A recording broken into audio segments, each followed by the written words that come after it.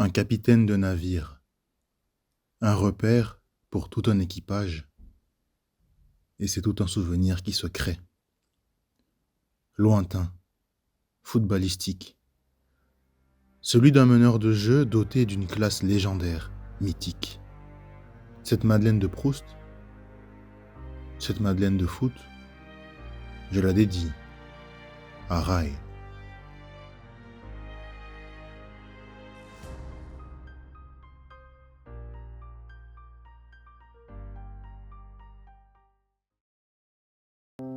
Socrates.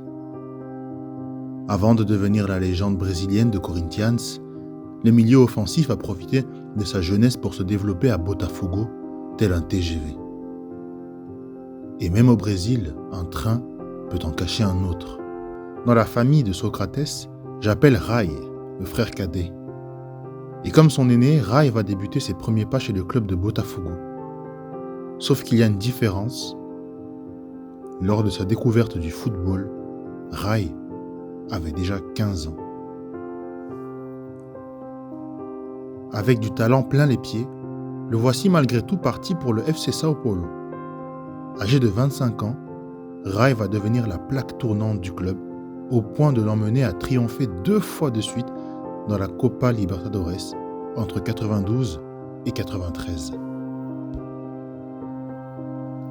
Renforcé par ce statut de star nationale, il sera sélectionné pour le Mondial 94 aux USA, dans la peau d'un titulaire qui perdra sa place en phase finale, mais qui gagnera le trophée ultime du football.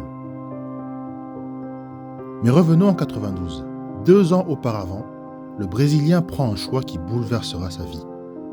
Il pensait qu'il était un joueur très populaire. Il va signer au PSG en plein hiver et découvrir la signification d'être profondément aimé, d'être, face à l'impopularité, totalement immunisé. Pour sa première saison entre 93 et 94, Rai évolue dans l'ombre d'un autre Brésilien technique, Valdo. Mais Rai ne tarde pas à faire admirer sa classe naturelle et son intelligence de jeu.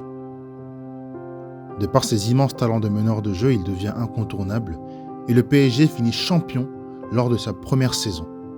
La légende est en marche. Avec lui, le PSG remportera 2 Coupes de la Ligue et 2 Coupes de France. Avec Rai, Paris ne quitte plus les hauts sommets de France. Le podium devient une formalité. Premier en 94, 3e en 95, 2e en 96, 2e encore en 97. 5 saisons à Paris, 4 podiums successifs. Mais un seul Rai. Au milieu des Bernard Lama, Vincent Guérin, David Ginola, Youri Djorkaeff, voire même Nicolas Anelka, un seul surclassait les autres. Par son élégance, son charisme, sa technique. Pas le plus grand des scoreurs, il finit meilleur buteur de son équipe en championnat en 95. Et en réalité, il inscrit 16, 17, 13 et 18 buts, toutes compétitions confondues, lors de ses 4 dernières saisons parisiennes. Meneur de jeu ultra polyvalent, il sera le visage de la glorieuse époque du PSG dans les années 90. Et tout ça, sans oublier bien sûr un autre trophée majeur. La Coupe d'Europe des vainqueurs de coupe en 96. Le premier titre européen de la riche histoire du club.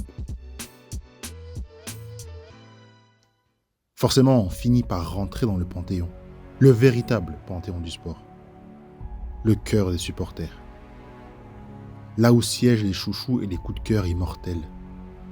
Sa consécration dans le mythe parisien est scellée lors de son dernier match, face à Châteauroux dans un parc des Princes, acquis à sa cause.